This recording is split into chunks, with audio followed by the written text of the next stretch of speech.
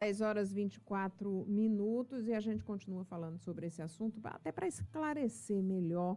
E a gente vai conversar com a Noêmia Landim, presidente da Comissão de Combate ao Assédio da Defensoria Pública do Estado, e ela que também é defensora pública, a quem eu dou meu bom dia e agradeço desde já a participação, Noêmia, muito grata.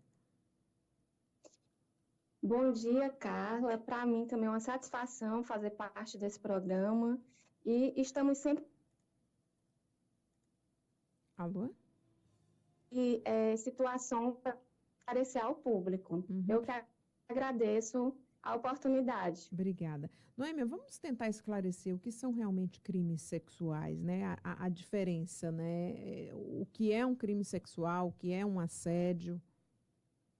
Pronto. Carla, o Código Penal, ele traz um capítulo que fala dos crimes contra a dignidade sexual, certo? Então, dentro desse capítulo, a gente tem vários tipos penais. Nós temos o estupro de vulnerável, nós temos a importunação sexual, nós temos o assédio sexual, dentre outros. O que é que vai caracterizar, por exemplo, o estupro? É a violência ou a grave ameaça. Para que exista estupro, a conduta ela tem que ser praticada através ou de uma grave ameaça, ameaça de morte, ameaça de ataque a alguém da família, de uma lesão, ou então com a própria agressão física, certo? O estupro de vulnerável não necessariamente vai ter que haver essa violência ou grave ameaça, porque isso já é presumido pela lei. Então, vamos supor, no caso de qualquer relação ou ato libidinoso com criança, isso já é considerado estupro de vulnerável, independente de haver consentimento ou não, violência ou não. Na importunação sexual, por exemplo, aquelas práticas em que ocorre uma prática sexual para satisfação sexual, mas nem há ameaça e nem há violência. Então, vou te dar um exemplo que é muito comum. Às vezes a pessoa está num ônibus e vem alguém e ali se aproxima daquela pessoa, apalpa a pessoa, né, e se esfrega, essas condutas que a gente já está cansada de ver, que muitas vezes a imprensa traz esse tipo de crime. Só que aí, veja bem, não houve violência, nem houve grave ameaça. Ou seja, se a mulher muitas vezes fosse pega de... Noêmia, também não houve penetração, né? Que muitas vezes a pessoa acha que o estupro tem que ter penetração, né? Não. Olha só, para haver o estupro, não precisa haver penetração, né? A gente, às vezes, vê que a maioria da população entende que só há estupro quando acontece penetração. Não. Qualquer ato que a gente chama ato libidinoso, ato para satisfação sexual, em que é utilizada uma ameaça ou uma violência, é considerado estupro também. Certo? E já o assédio sexual, ele vai envolver o quê? Ele vai envolver uma relação de poder, de hierarquia. Então, muitas vezes, é um constrangimento que uma funcionária, que uma empregada, uma pessoa do serviço ou público ou privado passa em relação ao seu chefe. Então, há uma relação de poder em que esse constrangimento é também para uma satisfação sexual daquele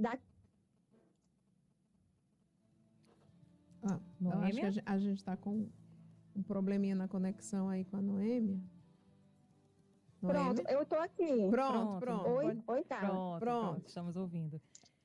Será que deu para entender, então, a diferença de cada um? Só o finalzinho que eu acho que cortou um pouco. Cortou, mas deu para entender, sim. Noêmia, agora... Uma outra questão aqui sobre os casos de stalking, né? A perseguição, né? Ela também pode se configurar nesse crime sexual, porque geralmente é um ex-companheiro, alguma coisa assim nesse sentido, né? Dá para colocar também nesse mesmo pacote? Não, o stalking, pelo Código Penal, ele não está nessa lista dos crimes sexuais, mas ele pode que pode haver também, junto com ele, um crime sexual. Então, vamos supor, uma mulher que é sempre perseguida, que é sempre constrangida por um ex-companheiro, por um ex-namorado, e ele, além dessa perseguição, ainda praticar algum ato contra a vontade dela de cunho sexual, então, na verdade, ele vai responder por 2 crimes. Porque a perseguição ou o stalking, ele não é caracterizado para que haja o stalking, não necessariamente tem que haver uma conduta sexual, não. Ele pode ser configurado mesmo sem essa conduta, essa intenção sexual. E, por exemplo, aquele crime em que o ex-namorado, o ex-companheiro, o ex-marido, o ex-companheira divulga imagens íntimas de quem conviveu, é um crime sexual? Pronto, sim, é considerado crime sexual também. E aí, qual o tipo de pena? Nesse caso, a pena ela é um pouco menor, né? Porque você vê que o estupro simples, ele varia de 6 a 10 anos. A importunação varia de 1 a 5 anos. Nesse caso, vai depender, por exemplo, se é um crime de veiculação de imagem sexual, se é uma criança, já tem uma pena maior, ou se é de um adulto, entendeu? Tem que verificar toda a circunstância em que isso ocorreu. Até a produção desse tipo de conteúdo, né, caso a vítima seja maior de idade, né, Criança. assim, sem o consentimento já é um crime também. Com certeza, Carla. E como é que as pessoas fazem para denunciar, né? Até quando é possível denunciar? Né? Passou de 5 anos o crime, hoje, por exemplo, a pessoa percebeu que o que acontecia com ela há 5 anos, quando ela era criança, né, era um crime sexual, ainda é possível denunciar? Olha, essa tua pergunta ela é importantíssima, porque os crimes sexuais cometidos contra a criança, certo? A prescrição, ela só começa quando essa criança atinge 18 anos. Então, ela pode, por exemplo, sofrer um estupro quando tinha 9 anos, a prescrição não vai correr até que ela atinja os 18 anos. Porém, qual é o problema? O grande problema é que esses crimes sexuais, o ideal é que a pessoa denuncie logo após ter ocorrido, porque tem a questão das evidências, tem a questão da perícia. Então, muitas vezes, quando isso ocorre há muito tempo, fica mais complicado provar e fica mais complicado uma condenação, porque muitas vezes vai ficar a palavra da vítima contra a palavra do agressor. Se isso ocorre e já se procura denunciar, e se já se procura fazer uma perícia, então as evidências daquele crime, eles vão constar no processo. Então, é mais fácil haver uma condenação.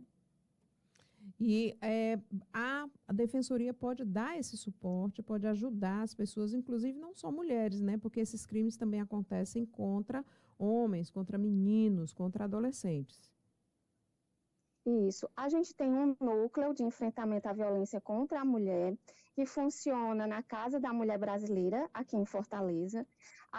Onde existe Casa da Mulher no interior, no caso, Casa da Mulher Cearense, existe também um atendimento especializado para as mulheres que sofrem violência, que pode haver essa orientação, e sendo o caso também de violência doméstica, porque outra coisa importante da gente falar é que também o marido ou o companheiro, ele não está autorizado a forçar a sua companheira, a sua esposa a ter relações também não.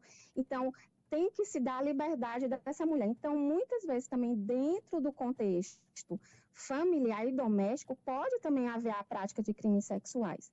Mas, caso uma vítima necessite de orientação, pode sim procurar a Defensoria Pública, especialmente nos locais em que haja Casa da Mulher, existem pessoas qualificadas para fazer esse atendimento da forma mais humanizada possível. Tá certo. Vamos só repetir aí, aliás, repetir não, informar para os nossos ouvintes o endereço da Defensoria Pública, para quem acha que passou por isso, até para tirar suas dúvidas e dar procedimento e encaminhamento à denúncia. O endereço da Defensoria, qual é? Olha, a Defensoria ela tem vários núcleos, mas essa Defensoria que é especializada na defesa da mulher, ela funciona na própria Casa da Mulher, aqui em Fortaleza, que agora de cabeça não sei te dizer o endereço, mas é bem fácil se encontrar pela internet. A Evelyn está pegando aqui pra Casa da Mulher, na Casa da Mulher Brasileira, funciona tanto...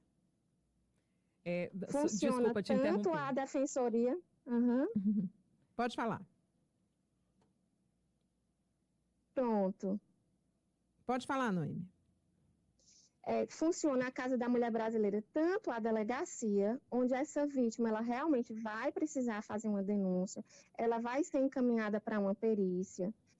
Funciona também o Ministério Público e tem também o núcleo da Defensoria Pública. Ok. Aí eu vou pedir a Evelyn, então, aqui para dizer o endereço. Da Casa da Mulher Brasileira, fica na rua Tabuleiro do Norte, sem número, no bairro Couto Fernandes. Eu vou dar um telefone aqui também, né, caso alguém queira anotar, né, para tirar alguma dúvida, né, saber aí do atendimento que funciona 24 horas por dia, viu? 3108-2999, vou repetir, 3108-2999. Tá certo. Mais uma vez, Noêmia Landim, muito grata por sua participação. A Noêmia, que é defensora pública e também integra, é presidente da Comissão de Combate ao Assédio da Defensoria. Muito grata pela participação. Uma excelente semana. Obrigada, eu que agradeço a oportunidade. Grande abraço.